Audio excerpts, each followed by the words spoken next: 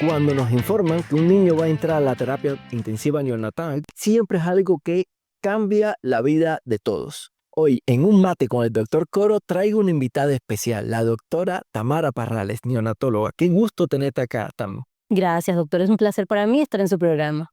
Tami es apasionada por el cuidado del recién nacido en la USIN. Nos compartirás historias, desafíos y aprendizajes en este primer capítulo de la vida donde cada latido cuenta. También tenemos una invitada especial. Traemos a la mamita Carmen Vera. Es la mamita de una de las pacientes que estuvo en cuidados intensivos neonatales. Y mamita, bienvenida al programa. Gracias, muy amable. Buenas tardes. Hola.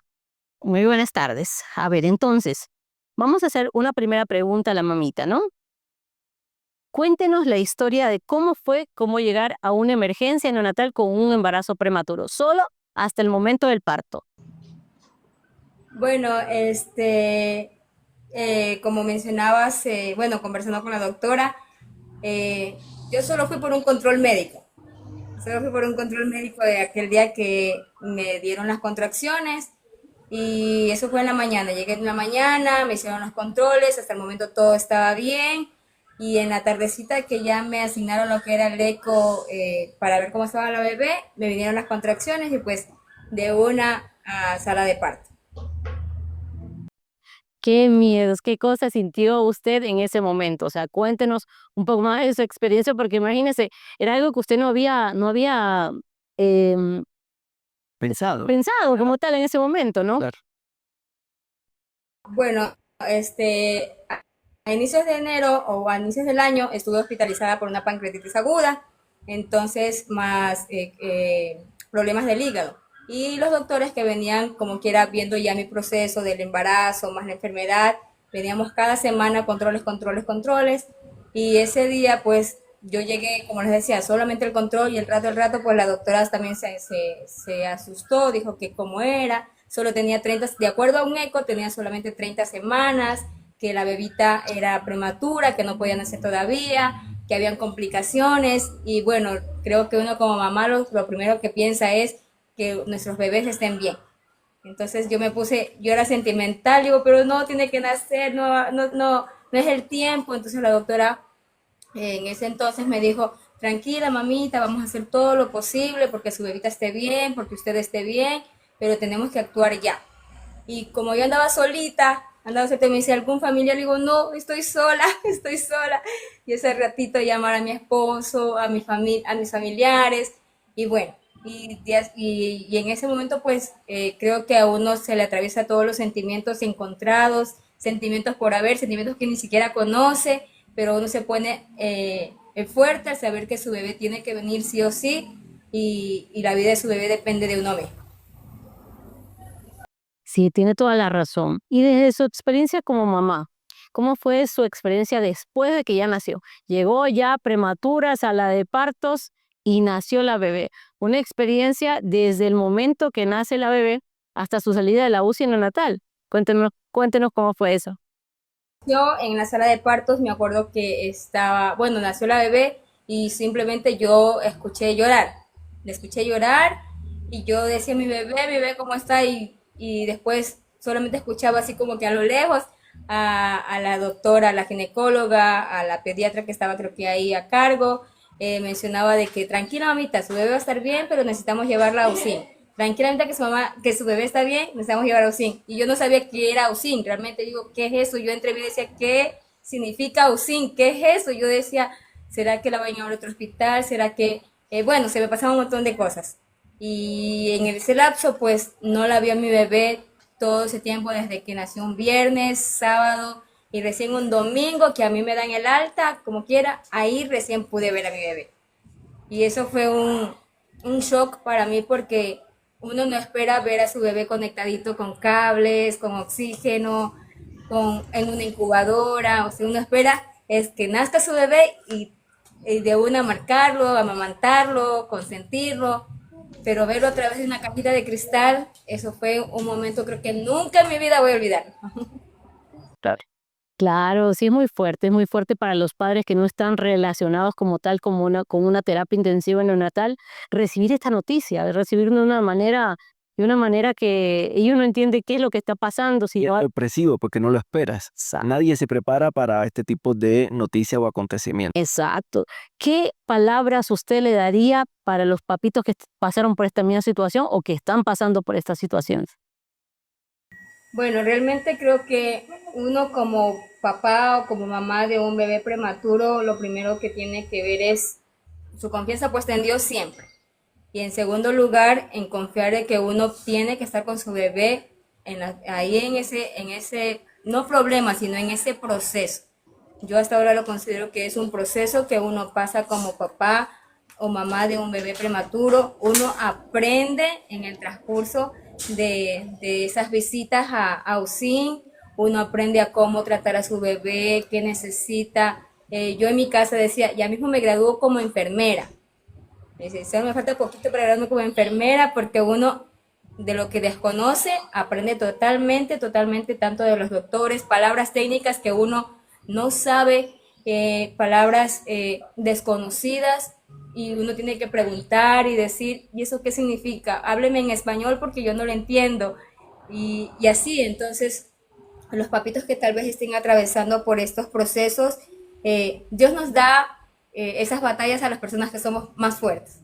Creo que es eso, que Dios nos da esas batallas para hacernos más fuertes, para tener experiencias, para poder ayudar en su momento tal vez a otras personas que atraviesan por esos procesos. Muchísimas gracias, señora Vera. Gracias primero por haber aceptado esta invitación también al programa. Gracias por compartirnos esas anécdotas para que muchos padres que están viviendo o que van a vivir estos procesos sepan más o menos desde la perspectiva de una madre, ¿no? Qué es lo que se siente dentro de estas áreas, ¿verdad? Sí, qué gusto, señora Carmen Vera, escucharla. Su testimonio nos da fuerzas, nos da la alegría para seguir haciéndolo bien y que muchos padres puedan tener su fuerza, su tenacidad, su constancia para poder seguir ayudando a su bebé. Así es, eso es un proceso de constancia, la palabra mismo usted lo acaba de decir, de constancia, de esperanza, de saber que no solamente batallamos nosotros como padres, sino también nuestros bebés en el momento de que estamos ahí al pendiente, de que caminamos todos los días por esos pasillos de USIN, ellos sienten esa fuerza de papá y de mamá y eso permite que nuestros bebés pues desarrollen también esa fortaleza. Bueno, gracias. Entonces, nos despedimos de la mamita por ahora. Seguimos con el live. No se pierde el live, mamita. Vamos a seguir aquí, pero entonces vamos a darle continuidad, ¿no? A la parte para que las mamás y papás se enteren en realidad lo que usted dijo muy claramente. ¿Qué es un OSIN? ¿Qué es lo que nos dicen ahí en este momento? Vamos, Claro. sigamos. Entonces, Tami, una pregunta. ¿A qué se dedican los neonatólogos? Bueno, sí, yo soy médico neonatóloga. La neonatología en realidad es una subespecialidad de la pediatría. Muchos de nosotros no somos pediatras como tal, somos solamente, o sea, neonatólogos directos y nos dedicamos al cuidado del neonato, tanto muchas veces por días o muchas veces por semanas como tal, que pueden estar hasta niños hasta meses en un área de cuidados intensivos neonatales. Nos encargamos de esa evolución del paciente, del nacimiento del paciente que viene de la emergencia, el paciente que viene de afuera con enfermedades, dentro de desde el recién nacido, de la etapa de recién nacido, hasta los 28 días de vida. Dale. Yo voy a hacer un poquito de resumen con lo que me vas contando. Hay dos tipos de neonatología, por lo que yo entiendo. Una neonatología cerrada, que es el niñito que nace, Claro, tiene algún inconveniente por alguna situación inesperada, entra a esa neonatología cerrada, que es como una terapia intensiva, claro. ¿sí? Y la otra neonatología, yo le llamaría abierta, es el niñito que quizás ya estuvo en casa, pasa algo, todavía tiene menos de 28 días y regresa a regresar, ¿sí? Exacto. Entonces, cuéntame un poquito qué significa USIN. USIN, Unidad de Cuidados Intensivos Neonatales. Bien, ¿y qué hacen dentro de la unidad de cuidados intensivos neonatales? ¿Qué tipo de equipos hay? Porque ahí escuchábamos a Carmen hablar de algo que a ella le llamó negro la atención. Dentro de las áreas de terapia intensiva neonatal, hacemos lo principal que es dar el soporte vital del paciente, no solamente las necesidades o sea, son necesidades por separado, porque pueden ser necesidades respiratorias, necesidades cardiovasculares, de soporte cardiovascular, de soporte hemodinámico. Es donde vamos a estabilizar un paciente en dependencia de la patología por la que haya ingresado el paciente como tal. Donde tenemos equipos como ventiladores mecánicos, como utilizamos como modalidades ventilatorias como tal, donde utilizamos antibiótico-terapia y todo esto dentro de estas áreas como tal. Era la mamita Carmen, Ajá. mencionó la incubadora. A ella le llamó mucho la atención la incubadora. ¿Qué es la incubadora? Bueno, la incubadora es lo que va a suplir, para explicarlo de una forma mejor, al útero de la mamá. Es como un útero, pero de forma mecánica, ¿verdad? Es una camita que va a estar cerrada completamente, que va a proteger al bebé del medio externo, donde el paciente va a poder termorregular de mejor manera, donde se va a poder controlar la temperatura y va a estar en eso, aparte del medio externo como tal. Bien, mencionabas también una palabra, ventilador. Claro, el ventilador mecánico es el que nos da el soporte ventilatorio cuando, por ejemplo, el niño no tiene dinámica respiratoria, no tiene autonomía respiratoria. Cuando el bebito no puede respirar por sí solo. Entonces utilizamos los ventiladores mecánicos. Es como decir un pulmón artificial para el bebé. Y también escuché la palabra CPAP. Ah, sí, es una de las modalidades ventilatorias que se utiliza de los ventiladores mecánicos. También he visto que hay monitores, hay catéteres, hay oxímetro. Son palabras que también escuchan los papás y se agobian. El monitor no es más que el equipo que nos permite ver la frecuencia cardíaca, la frecuencia respiratoria, la saturación de oxígeno. Son parámetros básicos para ver si el niño está dentro de lo que nosotros llamamos hemodinámicamente estable. Y una cosa que me llamó también la atención es cuando decía que en la en la unidad de cuidados intensivos neonatales, uno lo puede resumir como ciencia, amor y esperanza, ¿sí? Entonces, Tami, aproximadamente entre un 7 y un 10% de todos los nacimientos pueden requerir algún tipo de ingreso en la unidad de cuidados intensivos neonatales. Pero sé que existen algunos factores de riesgo más frecuentes. ¿Me puedes conversar un poquito de esto? Pues sí, existen varios, pero entre los más frecuentes está el principal, que es la prematurez, que es el niño que nace menos de las 37 semanas. Esos niños, como no se han desarrollado totalmente dentro del útero, al salir van a tener necesidades biológicas que no van a ser suplementadas por su propio cuerpo y van a necesitar ventiladores mecánicos, lo que hablamos ahorita, van a necesitar muchas veces hidratación aparte o antibióticos en O caso de que alimentarse. o alimentarse de una forma donde la requieren la UCI neonatal como tal. La prematurez es una de las primeras causas, pero también está el niño que es bajo peso, un niño que no alcanzó el peso lo suficiente dentro del útero. Estamos hablando del niño menor a 2.500 gramos, que también requiere necesidades especiales, así mismo inclusive como la alimentación para que pueda ir. Hay condicionantes para que estos niños, no todos los niños menores de 2.500 ingresan, ni todos los bajo pesos. Hay clasificaciones y otros parámetros que se ven en la UCI neonatal como tal. También hay infecciones. Claro, doctor, hay infecciones que inclusive son relacionadas con el proceso de la infección materna, que son las infecciones connatales como tal, ¿ya? Y las infecciones, como también hablábamos, que la UCI también se recibe al niño que viene del alta de afuera.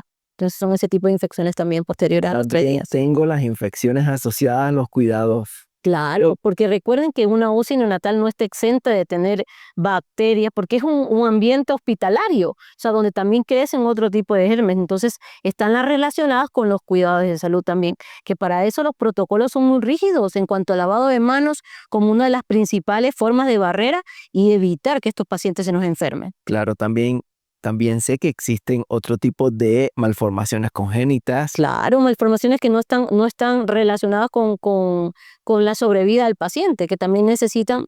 Problemas como problemas metabólicos. Ah, claro. Está la hipoglicemia, que si la han escuchado, el azúcar baja en sangre, está la hiperglicemia, están los trastornos de sodio, de potasio, de cloro, los trastornos como tal de todo el proceso de ionograma. Claro. Ujú. Yo siempre he pensado que muchos padres tienen incertidumbres, tienen preocupaciones, sobre todo cuando ya ven que su niño va a ingresar a la UCI. Le dice, tu bebé necesita UCI, ¿y qué le podemos decir? Bueno, hay varias cosas. Primero, la participación de esta mamá dentro de la unidad de terapia, porque es una vez que ingresa a terapia, es como que te quitan el bebé de las manos. Claro. Entonces, el papá me dice, doctora, pero entonces me lo va a quitar, entonces, ¿cuándo lo voy a poder ver? El acompañamiento en ese momento es fundamental. Entender que el acompañamiento, la lactancia materna que nosotros hagamos dentro de las UCI neonatales está dentro de los protocolos para ese crecimiento del bebé. Eso es muy importante en primera. Otro que nos preguntan es, doctora, ¿hasta cuándo se queda mi niño? Yo siempre hay una relación que siempre les he dado. Cuando uno va al centro comercial, uno ve la fecha de caducidad en las etiquetas de la leche, ¿verdad? Pero un bebé no se puede, porque somos seres humanos, porque nos comportamos de manera diferente. Entonces, pero tenemos que explicar esto a los padres para que ellos no entren en un proceso de ansiedad como tal por saber de su bebé. Y ahí viene muy relacionado con esto de dar el parte y la información diariamente, que es otra de las cosas que los papás nos preguntan, ¿cómo está mi bebé? ¿Subió de peso? ¿Bajó de peso? No hablarlas con palabras técnicas como tal, Sí. ¿verdad? Porque tampoco no va a entender y no ser tan específico, pero sí claros y veraces. Claro, ahí Carmen decía algo que ella casi que se convierte en enfermera, no solo en los cuidados, sino para poder entender todo lo que estaba sucediendo de su bebé. Y claro, doctor, porque es para aprender. La mamá ingresa a la UCI neonatal, no para hablar con nosotros los médicos o con los enfermeros, ingresa para aprender el cuidado de ese recién nacido, para aprender a bañarlo, para aprender a amamantarlo, para aprender los signos de alarma en caso de que se compliquen los pacientes. Y otra que siempre les preocupa, ¿qué prueba le van a hacer? ¿Qué análisis le van a hacer? Eso duele. Primero, hay que saber que cada prueba que se hace al bebé, sí hay que comunicarle a los padres. Hay que comunicarle la evolución de este paciente y consigo lo de los laboratorios que hay que hacerle. Porque al final de cuentas, ¿de quién es el hijo? ¿De nosotros como tal o del papá? Es el que nos va a dar esa confianza. Cuando usted hace esa comunicación con el padre, el papá, si uno le explica para qué es el examen, obvio que el papá va a entender y va a decir, pues para mejorar mi bebé. Entonces, ese vínculo que tiene que haber entre el personal de salud y los familiares del paciente. Mira, yo voy quedando un poco claro ya en este tema, ¿sí? Entonces, también, para comenzar un poquito con temas de humanidad, ¿sí?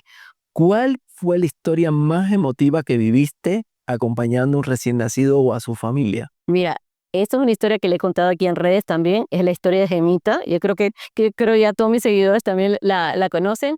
Gemita fue una prematura, una trilliza, que a la final fue en mi formación de pregrado y de posgrado, pero en primer año. Me acuerdo que recién entraba al posgrado de neonatología y de los tres, sola ella sobrevivió, era mi paciente. Entonces, sobrevivió por 3 meses esa paciente en la UCI neonatal. Entonces, era todos los días pase de visita y todo. Entonces, se muere la paciente, ya no resistió, la vida pues ya no estaba para ella, ¿no? Entonces, me dice la profesora, bueno, Tami, te toca aprender a decir a los padres que el paciente ha fallecido, que ya está aquí. Entonces, para mí fue un impacto grande porque, o sea, era la primera vez que me acercaba con alguien que en realidad me había creado un vínculo, porque aunque digamos nosotros que los médicos son fríos, no sé qué, uno sí crea un vínculo con un paciente, y más un paciente que lo ha llevado por 3 meses. Entonces, cuando me acuerdo que la mamá, yo le voy a explicar a la mamá y pues los protocolos y todo te los enseñan teóricamente súper bien, pero la realidad es muy diferente. Y cuando tú vas a explicar a los padres, yo me acuerdo que tenía un nudo en la garganta y no sabía cómo decirlo. La mamá sabía, obvio, las condiciones del bebé y todo. Pero al momento de decirlo, se lo dije, le expliqué y empecé a llorar. Claro. Empecé a llorar de una manera casi incontrolable, que la mamá me dice, doctora, tranquila, yo entiendo. La mamá me consoló a mí. Entonces, son cosas que tú te llevas en tu corazón, son cosas que nunca se te van a olvidar en la vida. Y son experiencias bonitas que te da el ser neonatólogo como tal. Como pediatra también me ha tocado dar una mala noticia y como tú dices, hay muchas técnicas, hay protocolo para dar una mala noticia. Claro. Pero la parte emocional, la parte sentimental, sobre todo cuando ya tienes una relación, un vínculo afectivo paciente-doctor, Claro. independientemente de eso, es duro dar esa noticia. Claro. Y sí entiendo lo que me estás diciendo. ¿Y qué te sigue sorprendiendo cada día del inicio de la vida fuera del útero? No vas a creerlo, pero una de las cosas que a mí me emociona y que de verdad lo digo y que la gente que trabaja alrededor mío, los ginecólogos, que yo no me paro de emocionar al momento que sale un niño y la mamá le dice, por ejemplo, que fue una de las veces que la mamá dice, por ejemplo, te amo. Claro. bienvenido, te esperé, Sí. no sé qué, son cosas que te juro que llegan a las fibras más pequeñitas de mi corazón y dicen, chuta, valió la pena esa espera tanto, 9 meses, Claro. y que una mamá conozca el amor de la vida. Porque es realidad eso, o sea, es una cosa que me apasiona, que me incentiva a prepararme más para lograr que ese vínculo se dé en ese momento del nacimiento como tal. Mira, hace poquito yo estuve conversando con una amiga imagenóloga, Valeria Pico, y yo le pregunté, ¿qué tal el binomio? Porque ella está embarazada, ¿qué tal el binomio materno-infantil? Y ella se echó a reír. Y es verdad que es un binomio porque la mamá tiene todas sus esperanzas en ese embarazo, que va a llegar a un término feliz, que todo va a salir bien. Y ya cuando lo ve realizado el sueño, ahí cambia todo. Es como que la sensación del primer llanto. Claro, o sea, es solamente mirar los ojitos de esa mamá de enamoramiento total, o sea, eso es algo del otro mundo, o sea, vivirlo, porque como madre no lo he sentido y no soy madre, pero vivirlo a través de otra persona, de otro ser, poderlo sentir, es una emoción que nunca se me va a quitar, yo espero y aspiro que nunca se me quite. Muy bien. Ahora hablemos un poquito de las hazañas de estos bebés.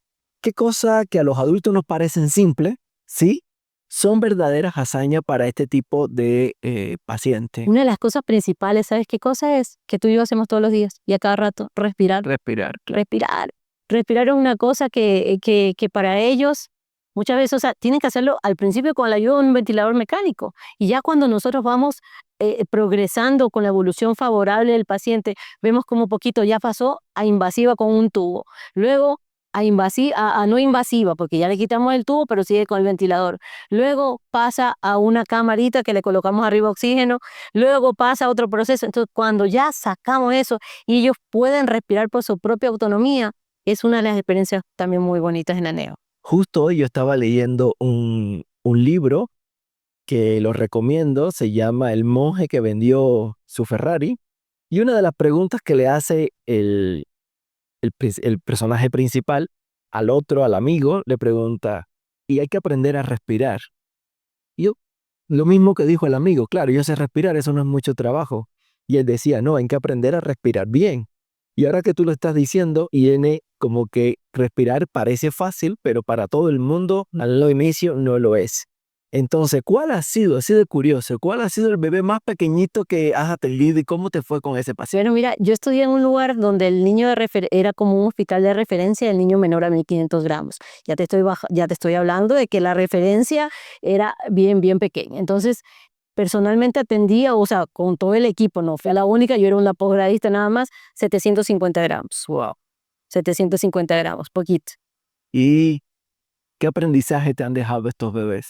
Ay, el aprendizaje principal es la fortaleza. Uno dice, a veces nos quejamos de la vida, de tantas cosas simples, ¿no? Cuando vemos que un luchador como tal, un guerrero de esos, con apenas 2 días de vida, nos demuestra que la fortaleza que uno lleva dentro puede ser mucho más superior.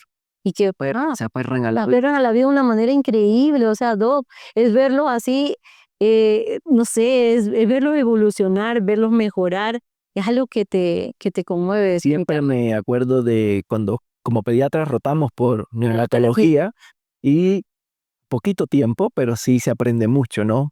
Y siempre recuerdo las palabras resiliencia, esperanza, fe.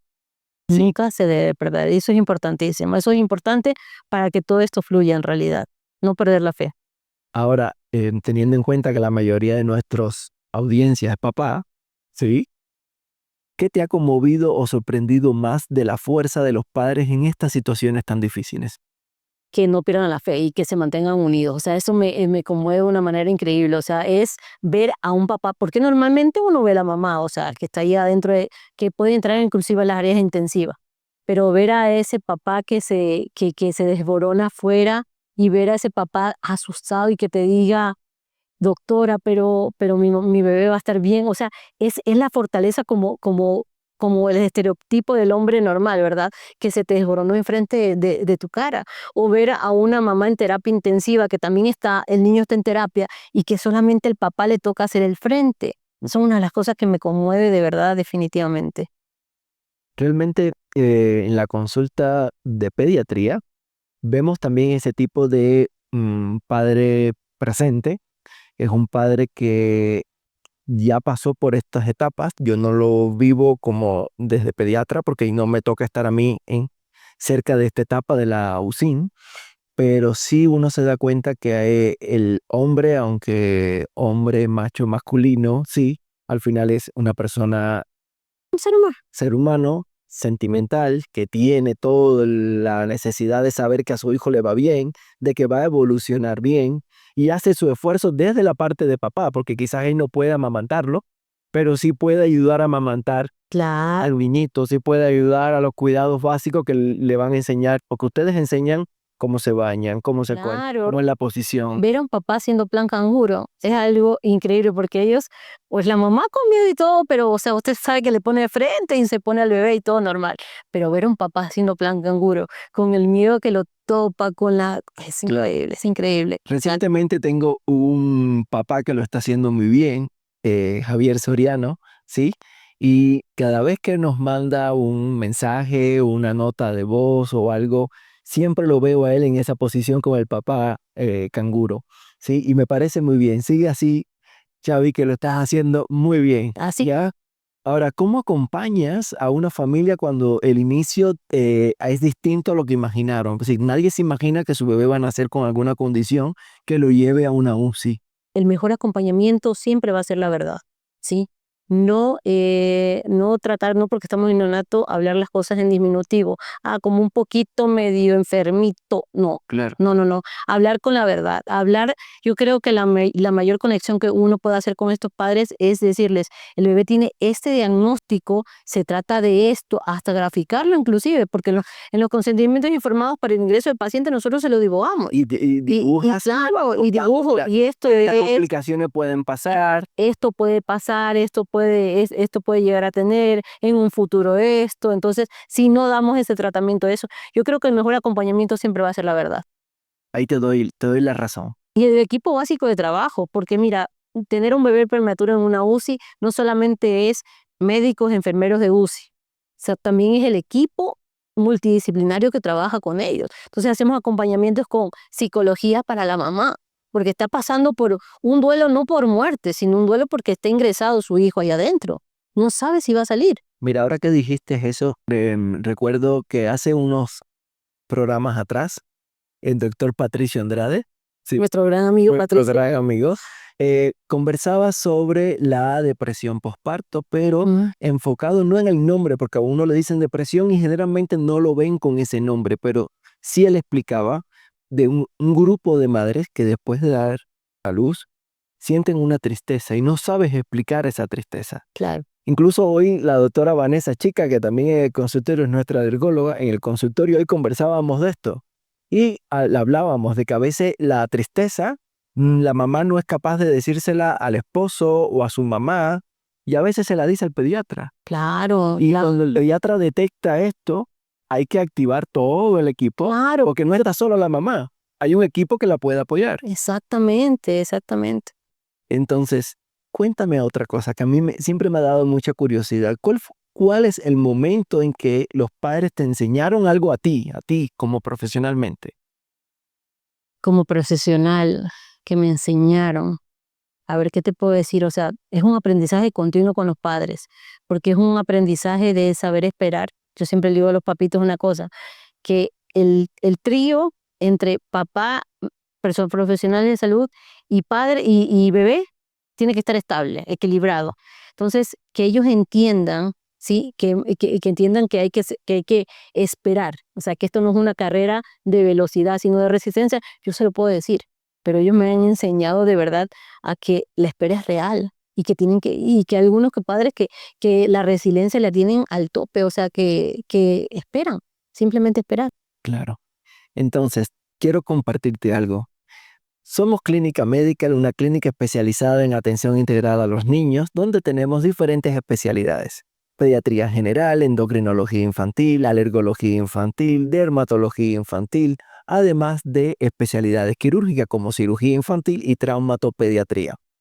Puedes agendar una cita con nosotros a través de la página web www.clinicamedical.com o a través de los teléfonos que salen en las pantallas.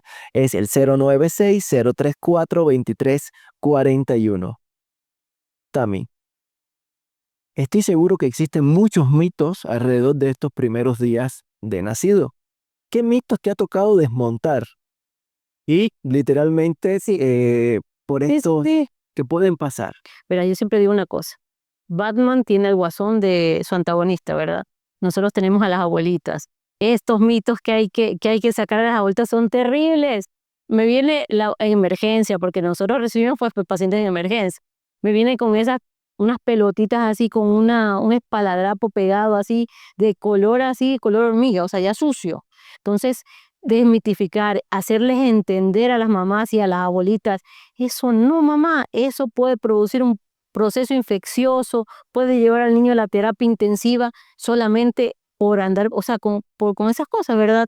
Entonces son mitos que nosotros, o que las agüitas, que las famosas gotitas al paciente neonatal, son mitos que de verdad que debemos hacer hasta un programa de mitos y verdades. Mira, yo te creo y me da risa y te digo, mira, yo tengo un profesor de pediatría, porque los profesores nunca dejan de ser profesores, Claro. ¿sí? Se llama Juan Manuel. Y Juan Manuel nos decía que el pediatra es el médico del niño, el psicólogo lo de la madre y el psiquiatra de la abuela. Eso lo aprendí, yo me reía, ¿no? De estudiante no le paraba mucha atención. Con el tiempo me di cuenta que es real. Otra cosa que ahí veo a Diego que se está riendo. Diego vino a la primera consulta, mamá, nené, abuela, pa. La segunda consulta volvió la abuela, la tercera ya no vino más. Sí. Nos pasábamos, no, puede esto, no, y hace esto. Claro. Y abuelita tiene iniciativa, obvio, que son abuelas entusiastas, y pero mejor para sus nietos, pero técnicamente o científicamente no todo lo pueden hacer. Claro, ese Es más, te voy a poner otro ejemplo. Tengo una niñita que el miércoles cumple un mes. Yo la vi a los 7 días de vida. ya. A su primer control venía por tos. Y la niñita tenía mucha tos en casa, 7 días de vida. Y la abuela cerró todo, le dijo que tenía un mal aire y le metió humo a toda la casa. ¿Por qué iba a sacar ese mal aire? Ya. Bueno, día 7 ya estaba la niña en la consulta con el Sí. pediatra porque no podía respirar, obstrucción nasal. Y yo le decía, váyanse de la casa, que están a tiempo aún todavía, ¿sí? Eso entonces, Tami, ¿cuál crees que es el mayor miedo de los padres en estos primeros días, como tú lo manejas? Definitivamente la muerte del paciente. ¿Por qué? Porque imagínense, si son prematuros fueron menos semanas, pero si son a término unas 37 semanas, llevando en su útero un ser, un sueño, unos ya proyectos de vida futuro, ¿no? Que en ese momento te digan que su bebé se murió, pues se derrumba totalmente todo el castillo de futuro que había planeado, ¿verdad? Entonces creo que ese es uno de los mayores miedos, que su bebé entre ahí y ya no salga más. Y un miedo que tengas tú como profesional. Por ejemplo, a hacerlo mal, a que pase algo con tu bebé. Por supuesto, siempre no somos dioses, o sea, la gente piensa que nosotros, que no, no, sí, el miedo está. Tú te preparas para evitar ese miedo. Para combatir. Pero sí, exactamente, pero el miedo va a estar siempre. Uno tiene que luchar contra el miedo, nada más, preparándose.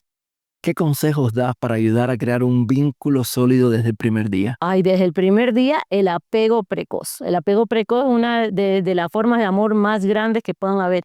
Es apenas sale el bebito, apenas lloró, si fue un parto, aquí arriba el bebito, ahí mismo usted empieza a secarlo, usted mismo empieza a hacerle todos los cuidados iniciales, o si es cesárea, pues también de la misma forma, crea un vínculo que usted no tiene idea, porque las hormonas empiezan a actuar ahí y la leche empieza a salir. Uy, Yo siempre le digo a las mamitas, el gran fracaso de la lactancia materna inicial es esa falta de apego precoz, ¿sí? Como profesional en lactancia también, como neonatólogo y profesional en lactancia, he aprendido y me he dado cuenta en la vida real que eso pasa. O sea, tú no le pones apego precoz y es más difícil que el bebé después de la hora quiera coger el pecho, ande con el... No, el bebito lo cogió antes de la primera hora y usted garantiza una lactancia materna efectiva como tal. todo eso que estás contando, obvio que está en los libros, ¿no? Pero hay que vivirlo como lo viven ustedes ahí en Exactamente. primera fila, ¿sí? Y hay cositas que me lo describen las madres después en la consulta, porque uno le va conversando, ¿no? Uno es cuando lo pones en el piel a piel, ese contacto de la piel, el calorcito, el latido del corazón. Eso son cosas que lo describen con un sentimiento, con una pasión. Es que mira, para nada. intraútero, los primeros sonidos que escuchaban era el bebé. Escuchaba el sonido de la tierra de la mamá y los sonidos gástricos. Claro. Pero esos sonidos, entonces le ponen al bebé en este momento acá, ponen el bebé encima de la mamá. Va a volver a escuchar ese sonido que le daba paz, pero luego claro, sentirse seguro en esta vida. Y ahora te voy a preguntar otra que también que para los hombres es bastante. Ay Dios, veamos, ¿cuál es? No, es paz. Es comienzo de la vida donde el bebé le agarra el dedito de papá. Inclusive Hacen este taque y uno lo ve. es un reflejo normal, Claro. pero ustedes no saben o sea, inclusive por siempre, para siempre. Y inclusive no solamente con ellos, porque nosotros cuando estamos en una cesárea y entonces por ahí alguien metió el dedo, no sé, el cirujano o el neonatólogo y te agarró, y es como tú dices, Dios, estoy en el lugar correcto, en el momento adecuado. Vino una vida, pude sacar esa vida y esa vida se aferró a mí. O sea, dando las gracias. es una cosa, sí, es una cosa bonita. Yo estoy enamorada, como te puedes dar cuenta de mi profesión, definitivamente me la disfruto y pues... ¿Qué mensaje te gustaría dejarles a los papás que hoy que están comenzando hoy en este camino de ser papás? Que no se desesperen, que no se aflijan tampoco. Es difícil, es fácil decirlo, ¿verdad? Pero que tengan algo que se llama bastante paciencia. Como lo dije anteriormente, el ingreso de un bebé en la sala de servicios de cuidados intensivos neonatales no es una carrera de velocidad. Yo no quiero mandar un niño lo más rápido posible. Yo lo quiero mandar sano, yo lo quiero mandar con una mamá y un papá que los puedan manejar afuera. Claro. ¿Sí? Que esa paciencia que tienen que tener tiene que ser bárbara. Ahora, ¿tienes alguna frase, recuerdo o imagen que siempre te acompañe cuando pensás en estos pacientes? Pues sí, mira, hay una cosa importante, pues te voy a contar algo personal, así, soy prematura y mi hermana también lo es, mi hermana es cirujana pediatra y ambas estuvimos prematuras, entonces cuando tú le preguntas a tu mamá, bueno, mami, ¿cómo fue este proceso, no? Entonces ella nos contaba que cuando estaba en la UCI, pues veía otras mamás que decían, no, ya se me murió mi bebé, no, se murió el bebé, que no sé qué. Mi mami, pues yo, primeriza, pues conmigo, y decía, ¿qué va a pasar? ¿Se va a morir? Entonces, la incertidumbre que ella tenía en ese momento, pues, ella me la contaba ya de grande, ¿no?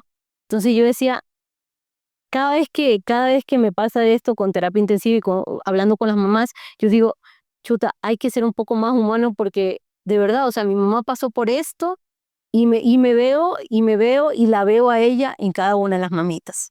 Veo la fortaleza que tuvieron porque es fuerte, doctor. O sea, no hay otra cosa. No hay nada como... Yo quiero mandar unos agradecimientos. Quiero enviar un agradecimiento especial a una mamá ejemplar, Berta García, ¿sí? Por cuidar a su familia y a su pequeña guerrera. Espero que en algún momento lo esté viendo. Gracias por habernos acompañado en este episodio tan emotivo, ¿sí? Un mate con el Dr. Coro. Gracias a ti, Tami, por estar acá, por tener tanto corazón, ¿sí? Y a la señora Carmen por darnos su valioso testimonio también. Si conoces a alguna mamá que está atravesando estos días difíciles tras el nacimiento y acompáñenla, compréndanla y si es posible, compartan este live, este podcast, porque hay información que sí le puede dar energías, le puede ser muy positivo para la familia. El cuidado, el amor, la salud mental también son parte de la crianza, ¿sí? Y entonces, Tami, qué gusto tenerte acá. ¿Quieres decir algo más? Gracias a toda la audiencia, a todos los que se conectaron. Hoy no pude leer nada de lo que salió en el S porque, bueno, estamos en vivo y pues ustedes saben las cosas técnicas también. Pero les agradezco a todos los que se conectaron y recordar esto siempre. O sea, el acompañamiento y el primero, la prevención. Los controles prenatales pueden evitar grandemente los ingresos en las UCI neonatales. Siempre voy a estar aquí para ustedes. Sigan en redes sociales también.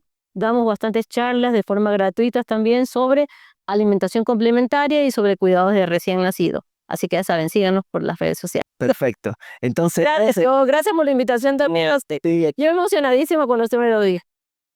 nos encontramos entonces en un próximo programa, Un Mate con el Dr. Coro. Saludos. ¡Chao!